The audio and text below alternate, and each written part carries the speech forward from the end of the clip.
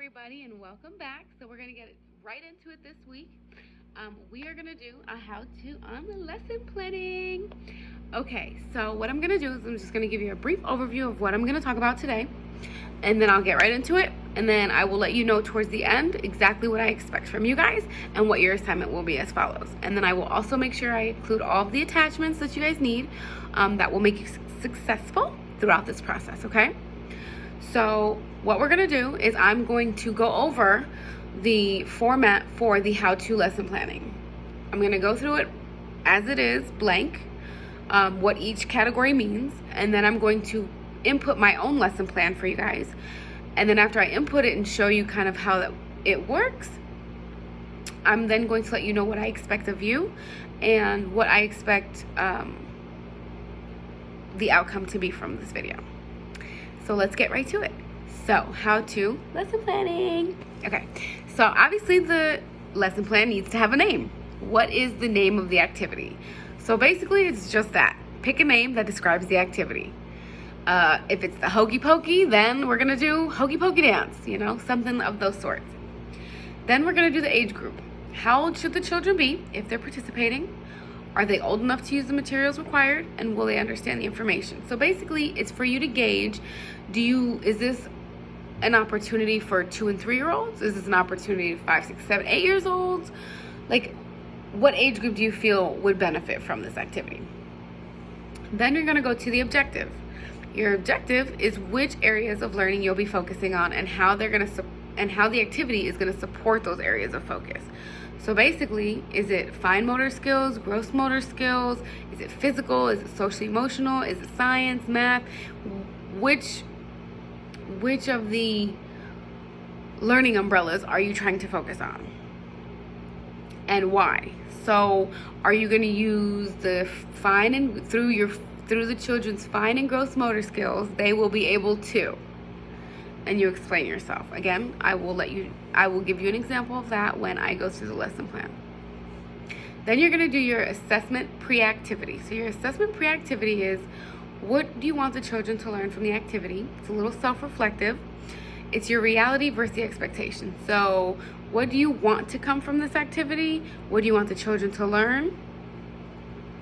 And then how do you think it'll turn out? Then from there, I would like for you to list your materials. What are they going to need from start to finish, from setup to cleanup? List everything that they're going to need so that if you were to literally hand it off to one of the teachers, they would say, is this all I have to do? And you would say yes. And they would know exactly what to do. Your learning activities. Your learning activities are basically how is this going to get accomplished? So a step-by-step of how the activity should play out is what your learning activity is. Then you're going to go to your vocabulary. The vocabularies are the words that the children are going to learn during this activity. So are there going to be any new words, any different words, any big words, small words? Just what words are going to be important to the activity that you are doing with the children. Then you want to focus on your question. Questions should be open-ended. And what that means is they shouldn't be able to answer the question with a yes or no. They should have to explain themselves. So how and why, when, those kind of things. And you should ask them during the activity so that you can grow and see where they're at. Then you want to move on to your post-assessment, your assessment post-activity. So this is going to, again, self-reflective. You're going to be explaining how everything went. So this is more of the reality versus the expectation. Did the children meet the activity assessment? Did it go the way you planned? Did it take too long? Were the children too young? Were they too old? Did they get bored? How did it play out? Then I want an overall evaluation. How you felt about the activity that you did, how the children felt about the activity.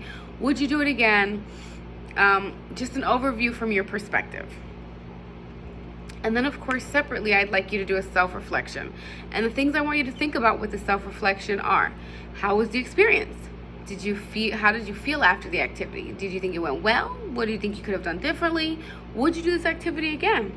And did it, was it fun? Was it not fun? Just let me know what you got out of the activity. And were you frustrated? Did you get frustrated? Did you feel yourself enjoying it as much as the children or more? Let me in on what was going on in your mind as you were doing this activity. So then I'm going to share with you one of the activities that you will be doing.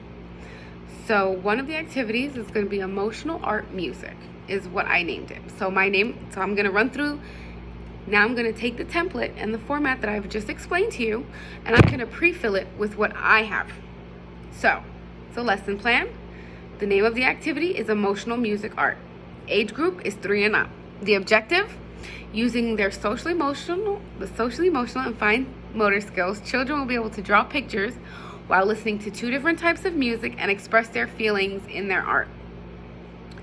My assessment pre-activity is how I think it will go. So I think that the children will be successful in expressing their emotions. I think that the children will have a good time with the music choices that I've chosen. I also think that we'll be able to get this activity done within a decent amount of time before the children and their attention spans kind of get bored. The materials: we're gonna need some white paper, some crayons and markers, and some music. That's it. Kind of keeping it simple. Learning activities. So my first learning activity would be the children will get a piece of paper, 3 to 5 markers or crayons to draw with. My second will be the children will start drawing when the music begins and stop when the music ends, twice. So they'll do it for the first song and they'll do it for the second song. So they only have the duration of the song to complete this activity. Then the third one will be the children will explain their pictures and how the music made them feel. The fourth one, children will talk about how they felt about drawing with music. So that's what I want them to get out of this process.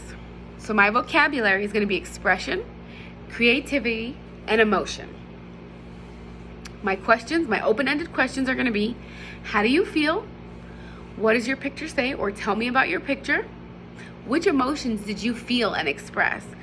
Find out, how did this make them feel? Did it make you angry? Did you feel happy? Were you excited? Were you nervous? Did you not like the activity? Because that's also possible.